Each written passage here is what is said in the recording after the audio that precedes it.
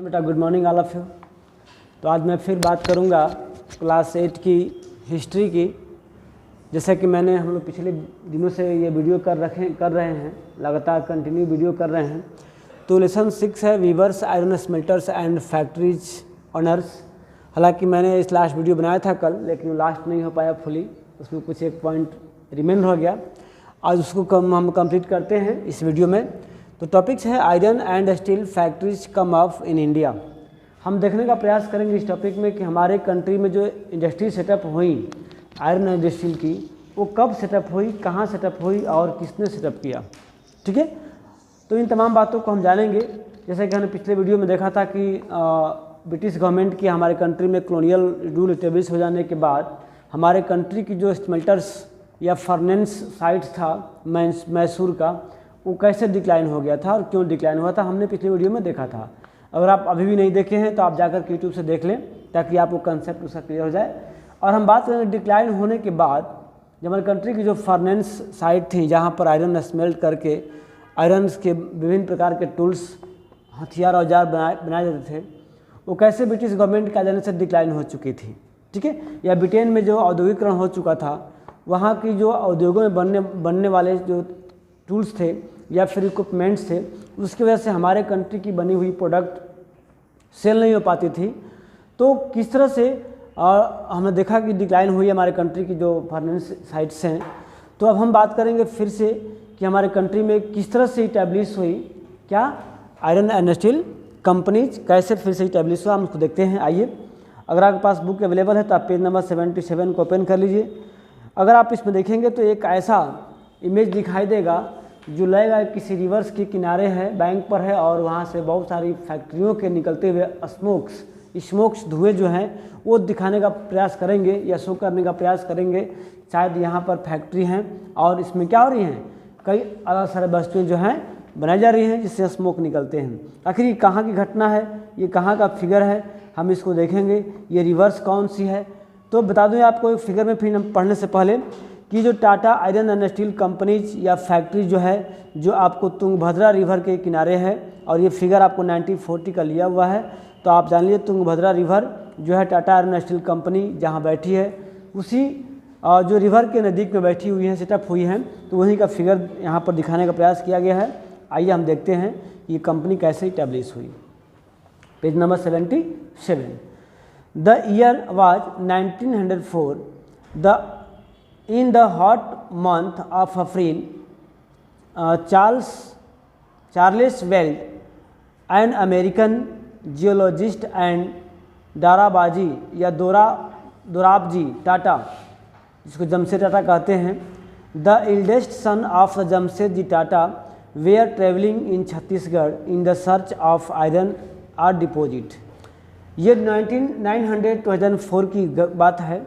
April month में जो है चार्ल्स वेल्ड एन अमेरिकन, जो ये भौगोलिक के ज्ञान रखने वाले हैं, जोग्राफिस्ट बोलते हैं इसको, और दोराब जी टाटा जो कि eldest son of Jamshed ji के हैं। ये लोग ने छत्तीसगढ़ में ट्रेवल कर रहे थे, घूम रहे थे, किसकी खोज में, आयरन ओर की खोज में। ये कहीं आयरन ओर मिले, आयरन का जो है अयस्क मिले, तो हम लोग आयरन क्या करेंगे, स्मेल्ट करेंगे, कंपनी सेटअप करेंगे, और जो ब्रिटेन से सामान आती है बन करके हमारे कंट्री में, वो हम ही अपने कंट्री में क्या करें, उसको प्रोड्यूस करेंगे। इसलिए वो सर्च कर रहे थे आयरन ओर का कहाँ डिपॉजिट है। They had spend many month on a costly venture looking for resources of good iron ore to setup a modern iron and steel plant in India. तो काफ़ी दिनों तक, कई महीनों तक वो घूमते रहे इस सर्च में कि हमें अच्छे क्वालिटी का आयरन ओर मिले। अच्छे क्वालिटी क्या होता है कि उसमें कम से कम, अगर मान लीजिए कि हम कोई 1 kg ओर को स्मेल्ट कर रहे हैं, उसमें 500 ग्राम है ना, उसमें आयरन प्राप्त हो रहा है, प्योर आयरन प्राप्त हो रहा है। और एक और आयरन ओर है जहाँ पर 1 kg हम अगर आयरन ओर को स्मेल्ट कर रहे हैं तो वहाँ 600 ग्राम जो है आयरन मिल रहा है। तो हम कहाँ चाहेंगे कंपनी सेटअप करना, या कहाँ को और चाहेंगे परचेज करना, जहाँ हमें कम आयरन ओर में अधिक आयरन प्राप्त हो सके, उसको बोलते हैं गुड आयरन ओर बोलते हैं। तो उसकी सर्च में लोगों ने कई महीने तक सर्च किया। Jamshed ji Tata had decided to spend a large part of his fortune to build a big iron and steel industries in India। ये चाहते थे कि हम अपने इनकम का, हम अपने सेविंग का बहुत बड़ा अमाउंट खर्च करें और इंडिया में एक बहुत बड़ी आयरन स्टील इंडस्ट्री को सेटअप की जाए, ताकि यहाँ से आयरन स्टील इंडस्ट्री का जो इक्विपमेंट्स है या फिर प्रोडक्शंस है हम यहाँ से तैयार कर सकें। But this would not be done without identifying the source of the fine quality of iron ore. लेकिन जब तक आयरन ओर नहीं मिलेगा, जब तक उसका रॉ मटेरियल नहीं मिलेगा, तब तक आप इस कंपनी को सेटअप नहीं कर सकते थे। तो काफ़ी सर्च करने के बाद देखते हैं next point. One day after travelling for many hours in the forest, weld and Dorabji come upon a small village and found a group of men and women carrying basket loads of iron ore। यानी कि एक दिन की बात है, काफ़ी लंबे समय से लंबे घंटे से घूमते घूमते जंगलों में एक वहाँ गांव में पहुँचे लोग, छोटी सी गांव थी। वहाँ देखे कि कुछ औरतों और पुरुषों का जो ग्रुप था वे अपने बैग पे जो है बास्केट लोड्स को लिए आ रहे थे। उसमें आयरन वाली मिट्टी जो है थी, आयरन ओर उसमें थी। दिस पीपुल वेयर द आगरीज, ये जो लोग थे उनका नाम है उसका मतलब कम्युनिटी का। When asked where they had found the iron ore, जब इन लोगों ने उन लोगों से पूछा कि ये आपने कहाँ से ला रहे हो, जो बास्केट में आप लोग रखे हो ये कहाँ से आ रहा है, कहाँ से लाए हो, तो the Agarias pointed to a hill in the distance, लोगों ने इस तरह से फिंगर दिखाया कि वहाँ जो पहाड़ी दिख रही है ना वहाँ से लाया गया है, ऐसे लोग इंडिकेट किए हिल्स को। Weld and Dorabji reach the hill, इसके बाद उस पहाड़ी पर गए लोग। After an existing trek through dense forest, घने जंगलों में एक रास्ता बनी हुई थी लोगों के आने जाने से, उसी को पकड़ के वहाँ पर गए। On exploring the hill the geologist declare that they had at last found that they have been looking for. यानी कि उन्होंने कहा कि ये जो एरिया है वो काफ़ी मतलब रिच है आपको आयरन ओर के लिए। राजहरा हिल्स, उसका नाम था, क्या था, Rajhara hills, had one of the finest ore in the world. यानी कि राजहरा हिल जो है पूरे वर्ल्ड की बात करें, वर्ल्ड में जितने भी फाइनेस्ट आयरन के ओर हैं उसमें से राजहरा हिल्स का नाम भी आता है कि सबसे अधिक हाई क्वालिटी का आयरन ओर यहाँ से पाया जाता है। लेकिन आयरन ओर तो मिल गया कि हम यहाँ से बहुत रिच एरिया में इसका रिसोर्स है, हम लोग यहाँ से आयरन ओर प्राप्त कर सकते हैं और यहाँ कंपनी हम लोग सेटअप कर सकते हैं। ओके, लेकिन एक समस्या थी, क्या थी, but there was a problem. Origin was dry and water necessary for running the factories was not to be found nearby. सबसे बड़ी बात है कि आप कोई भी इस्टेब्लिश करते हैं, फैक्ट्री सेटअप करते हैं, उसके चाहिए वाटर, चाहे आपका आयरन स्टील इसमें और चाहिए वाटर। तो लेकिन देखा कि जो एरिया है जहाँ राजहरा हिल्स है वो बिल्कुल शुष्क एरिया है ना, एरिड एरिया है, जहाँ पर कोई भी वाटर का साधन नहीं है, रिवर नहीं है ना। तो यहाँ पर कैसे फैक्ट्री सेटअप होगा? तब the Tatas has to continue their search for more suitable place to setup their factory. तो एक चीज़ तो इनको मिल गया था, आयरन ओर मिल चुका था, भाई यहाँ से आयरन ओर मिल जाएगा हमको। लेकिन अब हमको इनको ऐसे जगह की मतलब ये करना था, सर्च करना था जहाँ पर वाटर के साथ साथ लेबर्स, अदर चीज़ें जो रिक्वायरमेंट है फैक्ट्री सेटअप करने के लिए, इलेक्ट्रिक्स, पावर सप्लाई, सब चीज़ें मिल जाए इजीली। तो वैसे जगह की तलाश इनको करनी थी अब। तो however the Agarias help in the discovery of the source of iron और that would later supply to Bhilai steel plant. तो इस तरह से ऐसे चीज़ों का सुटेबल मतलब खोज हुआ जो कि स्टील प्लांट के लिए जो भिलाई में है ना, उसके लिए क्या मिला, इनको आयरन ओर मिल गया। अ फ्यू ईयर्स लेटर, कुछ साल के बाद, a large area of forest was declared on the bank of the river Swarnarekha to setup the factory and the industrial township. तब कुछ समय के बाद जो स्वर्णरेखा जो रिवर है उसके चारों तरफ जो फॉरेस्ट थे, वहाँ की फॉरेस्ट की वुड्स को डिक्लेयर किया गया, नहीं कट कर दिया, क्लियर कर दिया गया, साफ कर दिया गया। और क्या किया गया, जो जमशेदपुर टाटा जो है टाउन्स है या फिर जो अब जहाँ टाउन है वहाँ पर एक टाउनशिप यानी कि शहरीकरण किया गया, इंडस्ट्री सेटअप किया गया जमशेदपुर में। Here there was water near iron ore deposit, यहाँ पर बगल में आयरन और भी था और क्या था, वाटर की भी अवेलेबिलिटी थी आप स्वर्णरेखा रिवर से। The Tata iron and steel company, इसको टिस्को बोलते हैं। What the full form TISCO, तो Tata iron and steel company, याद रखना Tata iron and steel company को टिस्को बोलते हैं। That come of began producing steel in 1912, यानी कि 1912 में यहाँ से क्या हुआ, आयरन का प्रोड्यूसिंग करना स्टार्ट हो चुका था हमारे कंट्री में। TISCO was set up at an opportune time all through the late 19th century. India was importing steel that was manufactured in Britain, यानी कि जो है यह एक बहुत बड़ा अपॉर्चुनिटी था हमारे कंपनी में, हमारे कंट्री में, कि हमारे कंट्री में इंडस्ट्री सेटअप हुई और यहाँ से जो प्रोडक्ट्स आयरन था उसका उपयोग हमारे कंट्री में होता था। जबकि इससे पहले क्या था, इससे पहले देखा गया ब्रिटिश गवर्नमेंट के आ जाने के बाद से हमारे कंपनी की जो आयरन की जो रिक्वायरमेंट होती थी वो हम कहाँ से फुलफिल करते थे, ब्रिटेन से प्रोड्यूस आयरन को इंपोर्ट करते थे। लेकिन अब सेटअप हो जाने के बाद हमारे ही कंपनी का आयरन जो है यूज होना स्टार्ट हो गया। तो inspection of the railway in India, उस समय रेलवे की इंस्पेक्शन भी हो रही थी। देखिए आप एक वर्ड दिया है स्लैग हिप्स। स्लैग हिप्स क्या है, कहीं पूछता ऑब्जेक्टिव में, तो the waste left when the smelting metal, जब हम किसी धातु को स्मेल्ट करते हैं, गलाते हैं, उसमें क्या होता है, उसमें बहुत सारी वेस्ट मटेरियल निकलता है, उसी को बोलते हैं क्या, स्लैग हिप्स बोलते हैं। ओके, याद रखना आप लोग।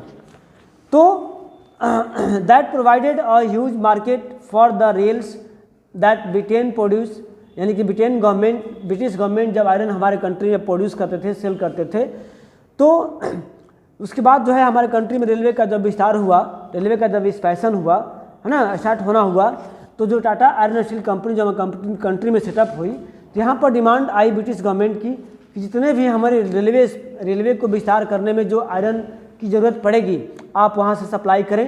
तो सप्लाई करने का ऑर्डर मिला।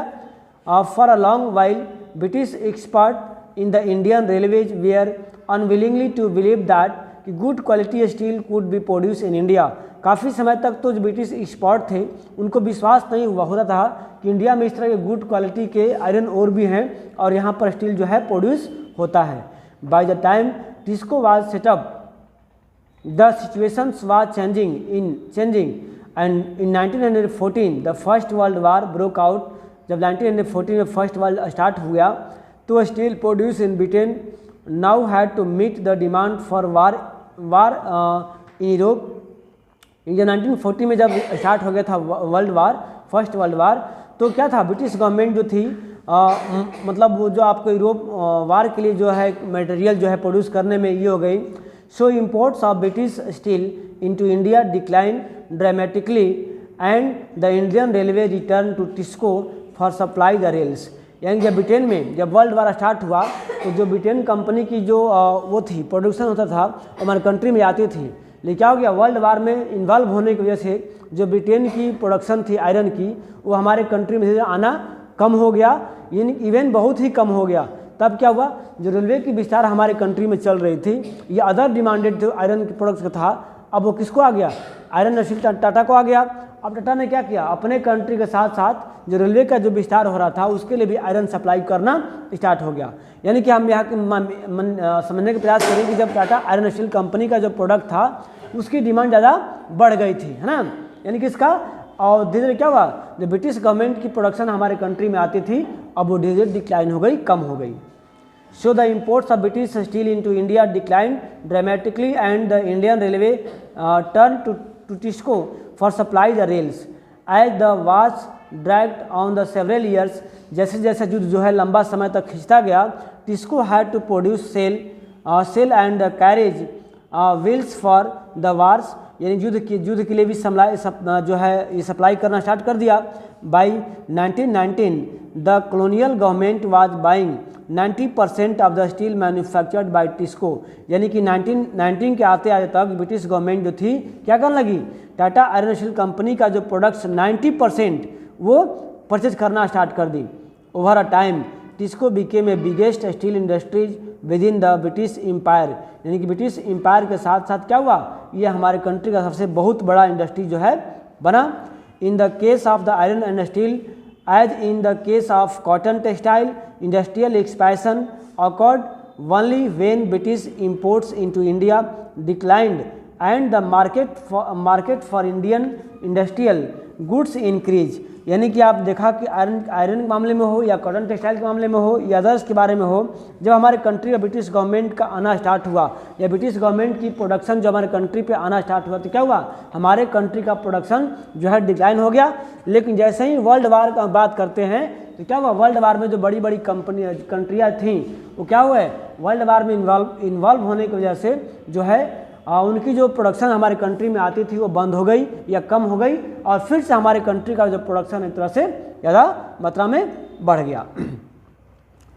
Indian industrial goods increase, this happened during the first world war and after as the nationalist movement developed and the industrial classes become stronger, the demand for the government protection become a louder struggling to retain its controls over India. The British government had to concede many of these demands in the last decades of the colonial rule.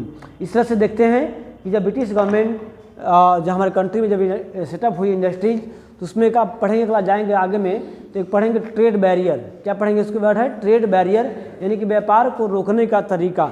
जैसे मान लीजिए कोई country है, वो small country है या फिर undeveloped country है, अगर वहाँ पर अदर कंट्री के लोग आकर के सामान को सेल करते हैं मशीनों से बना हुआ, तो क्या होगा, उसके कंपेरिजन में जो हाथ से बना हुआ सामान होता है वो काफ़ी अच्छी क्वालिटी का नहीं होता है, अट्रैक्टिव नहीं होता है, लोग उसको परचेज नहीं करते हैं। तब क्या करती है, ऐसे में कंट्री जो है अपने कंट्री में बाहर के सामान इंपोर्ट करने पर बैरियर लगा देती है, यानी कि टैक्स ज़्यादा बढ़ा देती है, इसको बोलते हैं ड्यूटी टैक्स बढ़ जाते हैं। तो क्या होता है, बाहर के जो प्रोडक्शन है वो उस कंट्री में कम आती है, तो ऐसे में नहीं आती तो क्या होता है, अब अपने ही कंट्री का प्रोडक्ट जो है सेल होता है। उसी प्रकार की ब्रिटिश गवर्नमेंट से डिमांड की गई हमारे कंट्री के जो इंडस्ट्रियलिस्ट थे, भाई अपने कंट्री का या फिर अदर कंट्री का जो हमारे कंट्री में सामान आ रहा है, इसलिए हमारे कंट्री का प्रोडक्शन जो है नहीं सेल हो रहा है, इसलिए ऐसा लगाइए ड्यूटी जो बढ़ा दीजिए ताकि अदर कंट्री का प्रोडक्शन हमारे कंट्री में ना आए। तो स्टार्टिंग में तो ब्रिटिश गवर्नमेंट ने इसको अलाउ नहीं करी थी, क्योंकि पता था कि जब ऐसा रूल लगाया जाएगा तो ब्रिटेन का प्रोडक्शन है वो भी नहीं आ पाएगा। तो लेकिन लास्ट में जो कॉलोनियल रूल्स के लास्ट डिकेड्स में इसको गवर्नमेंट ने लगाई, तब से क्या हुआ, हमारे कंट्री का टेक्सटाइल इंडस्ट्रीज या आयरन स्टील इंडस्ट्रीज या अदर इंडस्ट्रीज जो है बहुत ज़्यादा डेवलप हुई। तो ये था आपका लास्ट टॉपिक इस सेशन का। हम फिर नेक्स्ट वीडियो करेंगे नेक्स्ट सेशन के साथ। ओके, तब तक के लिए गुड बाय।